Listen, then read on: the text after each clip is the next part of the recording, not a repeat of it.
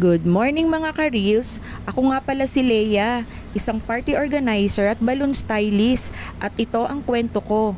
Bata pa lang ako, hili ko na talagang magpabili ng lobo sa mama at papa ko tuwing linggo. Excited na akong makita si Manong, yung nagtitinda ng lobo sa harap ng simbahan. Ang gaganda kasi ng mga lobo niya, pati ang mga kulay nito.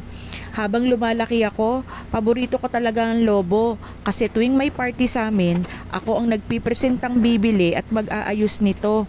Hanggang nakapagtapos ako ng pag-aaral sa kolehiyo. AB Mascom nga pa lang natapos ko, major in broadcasting.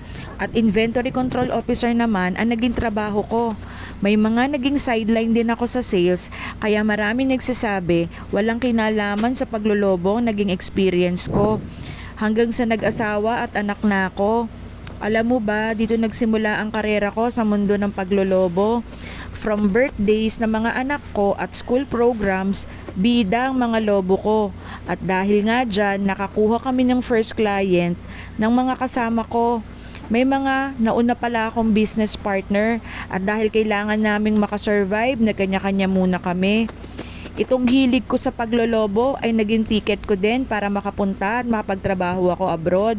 Hindi nga lang ako pinala, dala mo kung bakit. Inabutan ako ng pandemya, pero natapos ko pa rin ang kontrata ko. Ganun talaga, laban lang tayo, 'di ba?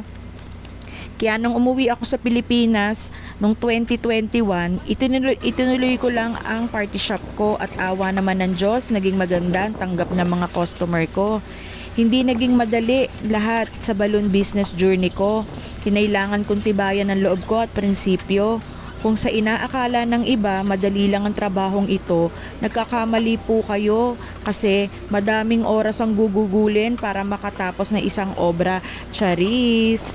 Madami nagsasabi ang mumura lang daw ng lobong mabibili sa Divisoria. Sagot ko naman, quality balloons ang ginagamit ko. Kasi may iba't iba akong supplier na kinukuhaan. Alam nyo ba guys, hindi naman pare-pareho ang texture ng mga lobo. Kapag minalas ka, pangit at putukin ang makukuha mo. Kung nadadalian ka sa ngayon na nakikita mo ang ginagawa kong ito, madali na lang talaga siya. Pero alam nyo ba guys, pag ikaw na ang gagawa ng aktwal, nako, hindi mo alam paano mo uumpisahan at aayusin ito. Nga pala, itong mga team na ginagawa ko ay ang mga kliyente ko mismo ang pumipili.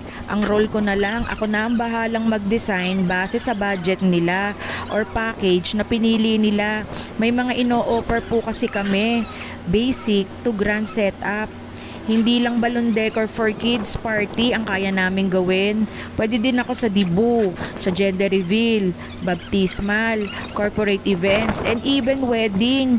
May mga ka-tie up din nga pala akong mga suppliers, kaya madali na sa akin ang makapag-set up from sound system, lights, host, name it, we can have it. O diba? Dumadami na ang services ko. Graduate din nga pala ako sa TESDA ng Events Management NC3, kaya makakaasa kayo na very professional at quality ang mga gawa namin.